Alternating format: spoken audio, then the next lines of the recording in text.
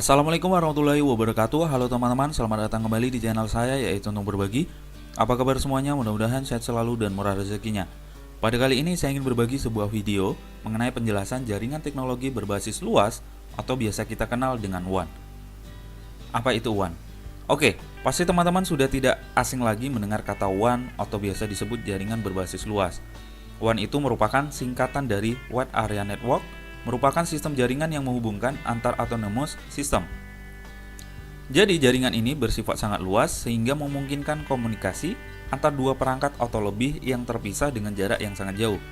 Misalnya, seperti saat ini kita juga berada pada jaringan WAN, di mana informasi yang teman-teman dapatkan melalui Google, Google Classroom, Facebook, WhatsApp, YouTube, Yahoo, dan lain sebagainya dapat diakses dimanapun dan kapanpun. Jadi, WAN atau singkatan dari Wide Area Network adalah kumpulan komputer dan sumber daya jaringan yang terhubung melalui jaringan wilayah geografis yang luas. WAN ini biasanya terhubung baik melalui internet dengan dibuat pengaturan khusus oleh perusahaan penyedia layanan. Mungkin teman-teman ada yang belum tahu nih perbedaan antara LAN, MAN, dan WAN. Jadi perbedaannya hanya terletak pada jarak antar masing-masing jaringan. Dalam WAN ini, satu jaringan bisa saja beberapa ribu kilometer jauhnya, bahkan bisa berada di belahan dunia atau negara yang berbeda. Oleh karena itu, jaringan WAN ini mencangkup wilayah yang luas, maka diperlukan perluasan jaringan LAN yang dirancang untuk berhubungan dengan jaringan komputer teritorial yang menyediakan lebih banyak layanan dan pengguna yang lebih banyak, maka dapat dikatakan bahwa sebuah WAN itu menghubungkan lebih dari satu LAN dan digunakan untuk wilayah geografis yang lebih luas atau lebih besar. Contohnya, jaringan WAN ini mirip dengan sistem jaringan komputer perbankan, di mana ratusan cabang di berbagai kota terhubung satu sama lain untuk berbagi data resmi mereka. Pada perangkat WAN ini menggunakan protokol TCP/IP yang berkombinasi dengan perangkat seperti router, switch, firewall, dan modem. Oke, ini adalah gambaran dari jaringan berbasis luas atau WAN. Jadi teman-teman bisa dapatkan juga di internet berbagai macam gambaran mengenai jaringan berbasis luas. Ini salah satunya. Oke, selanjutnya kita membahas mengenai kelebihan dari teknologi WAN. Kita dapat berbagi informasi file melalui area lebih luas sehingga tidak hanya terbatas pada area tertentu saja. Kemudian, data yang sama dapat digunakan oleh semua orang sehingga semua yang ada di jaringan WAN ini dapat menemukan data yang sama. Kemudian, pada jaringan WAN, sistem jaringannya lebih luas sehingga mampu menjangkau negara benua, bahkan seluruh dunia, sehingga jaringan ini dapat diakses pada jaringan pada area geografis yang luas. Kemudian, transfer file dapat dilakukan secara cepat. Jadi apabila kita terkoneksi dengan jaringan WAN, maka jaringan internet transfer file pada tempat yang jaraknya jauh bisa dilakukan secara cepat, bahkan bisa beda negara pun tetap hal itu akan sampai kepada penerima dalam waktu yang sangat cepat, bisa menit atau bahkan detik. Kemudian kita dapat berbagi resource dengan koneksi workstation. Oke, selanjutnya membahas mengenai kekurangan dari teknologi WAN. WAN ini umumnya menghubungkan perangkat yang dipisahkan oleh wilayah geografis yang luas sehingga biaya operasionalnya sangat mahal karena maintenance-nya sangat luas. Kemudian, settingan jaringan WAN ini lebih sulit dan rumit, bahkan alat-alat yang digunakan bisa dibilang cukup mahal. Kemudian memerlukan firewall yang baik untuk membatasi pengguna luar yang masuk dan dapat mengganggu jaringan ini. Sehingga firewall yang digunakan harus benar-benar baik agar dapat membatasi pengguna luar yang nantinya dapat mengganggu jaringan WAN ini. Kemudian rentan terhadap hacker, tentu saja jaringan WAN ini rentan terhadap hacker karena jaringan bersifat luas sehingga membutuhkan pengamanan yang lebih baik.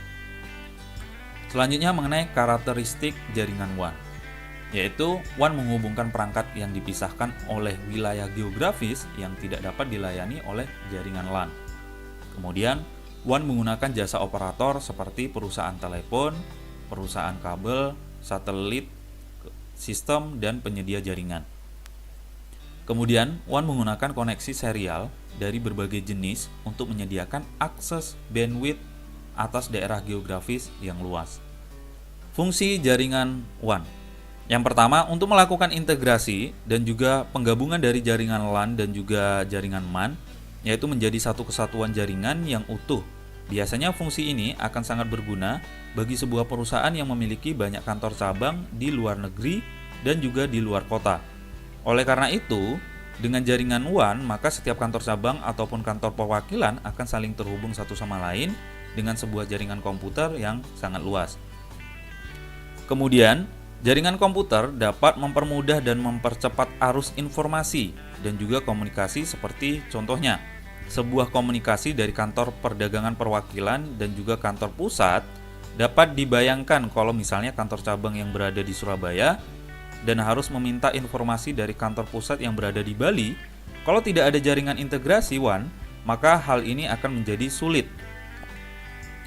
Oleh karena itu, dengan adanya WAN, kantor cabang akan lebih cepat dan juga mudah dalam mengakses dan juga memperoleh informasi dari kantor pusat. Oke, selanjutnya jaringan WAN dapat meningkatkan efisiensi perpindahan arus informasi.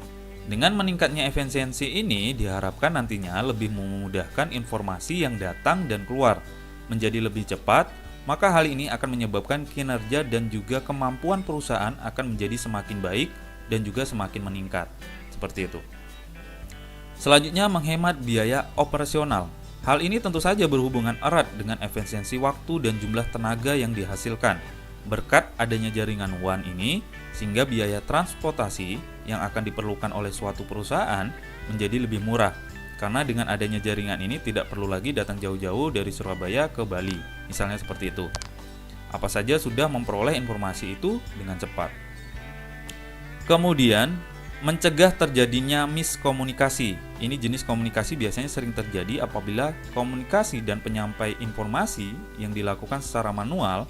Hal ini wajar saja karena manusia memang memiliki kecenderungan untuk salah dalam menafsirkan, sehingga bisa saja jenis komunikasi ini terjadi yang dapat mengganggu jalannya bisnis. Yang dilakukan oleh adanya jaringan ini, fungsi dan perannya sangat penting bagi arus informasi dan juga proses komunikasi dari setiap kantor yang ada. Oke, yang terakhir yaitu mendukung operasional lintas dari sebuah perusahaan multinasional dan internasional. Fungsi WAN ini nantinya dengan adanya jaringan WAN ini pada sebuah perusahaan tersebut, maka segala bentuk kegiatan operasional perusahaan dapat berjalan dengan baik dan cepat, teman-teman. Oke, selanjutnya mengenai konsep dasar jaringan WAN. WAN menggunakan jalur data untuk membawa data menuju ke internet dan menghubungkan lokasi perusahaan yang terpisah-pisah. Biasanya pada WAN yang paling sering banyak digunakan yaitu telepon dan layanan data. Perangkat pada pelanggan itu disebut sebagai CPE, yaitu Customer Premise Equipment. Pelanggan ini memiliki sendiri atau menyewa dari service provider. Sedangkan kabel tembaga, serat optik, ataupun wireless yang digunakan untuk menghubungkan CPE ke central provider terdekat atau ke kantor pusat dari service provider. Media ini sering disebut dengan local loop. Perangkat pelanggan yang melewatkan data ke DCE disebut dengan DTE, Data Terminal Equipment. Oke, gambarannya seperti ini, teman-teman. Yaitu ini gambar 1.2 yaitu mengenai Customer Premise Equipment yang dijelaskan pada poin yang ini tadi. Oke, yang selanjutnya ya ini pada gambaran komunikasi DCE dan DTE. Ini sistem proses kerjanya yang dijelaskan pada poin yang ini, teman-teman. Oke, selanjutnya mengenai gambaran pada teknologi WAN dan kecepatan, di mana jalur WAN menyediakan berbagai macam kecepatan data yang diukur dalam satuan kilobyte per second. Di bawah ini berbagai teknologi WAN dan kecepatan yang tersedia. Jadi ini ada gambaran mengenai teknologi WAN dan kecepatannya. Oke. Selanjutnya mengenai perangkat WAN. Yang pertama yaitu router. LAN mengirim data ke router. Kemudian router akan menganalisa berdasarkan informasi alamat pada layar ketiga. Kemudian router akan meneruskan data tersebut ke interface WAN yang sesuai berdasarkan routing table yang dimilikinya. Kemudian, router adalah perangkat jaringan yang aktif dan intelijen dan dapat berpartisipasi dalam manajemen jaringan. Router mengatur jaringan dengan menyediakan kontrol dinamis melalui sumber daya dan mendukung tugas dan tujuan dari jaringan. Beberapa tujuan tersebut antara lain konektivitas, performansi yang reliable, kontrol manajemen, dan fleksibilitas. Ini mengenai gambaran routernya. Di sini teman-teman bisa melihat ada power, USB port, ada berbagai macam router ya. Kemudian ada port LAN-nya, kemudian ada reset, kemudian TV card-nya, kemudian ada gigabyte one port-nya yang khusus untuk WAN-nya. Oke, yang kedua yaitu mengenai CSU atau DSU, di mana jalur komunikasi membutuhkan sinyal dengan format yang sesuai. Untuk jalur digital, sebuah channel service unit atau biasa disebut dengan CSU dan data service unit atau biasa kenal disebut dengan DSU dibutuhkan.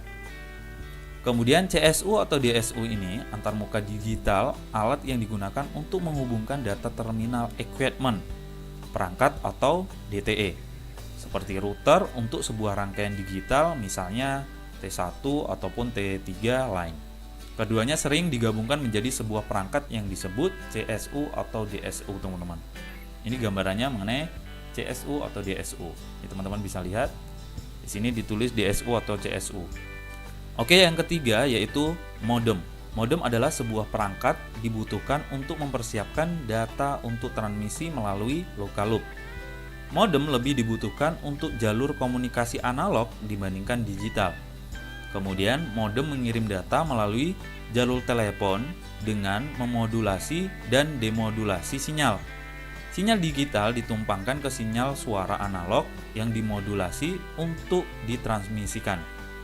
Pada sisi penerima sinyal analog dikembalikan lagi menjadi sinyal digital ataupun demodulasi.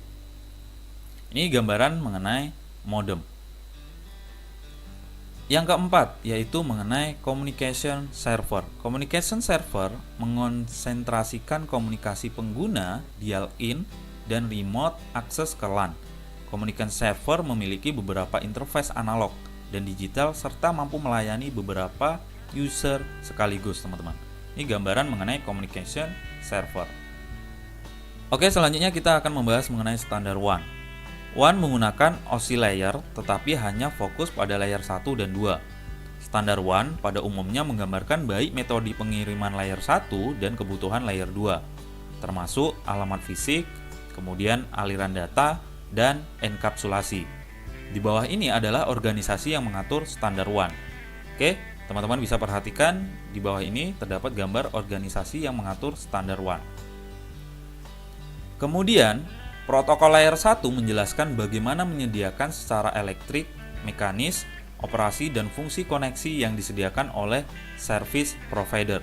Beberapa standar fisik dan konektornya digambarkan di bawah ini. Ini teman-teman bisa lihat di bagian gambar mengenai standar dari konektornya. Kemudian model konektornya akan seperti ini.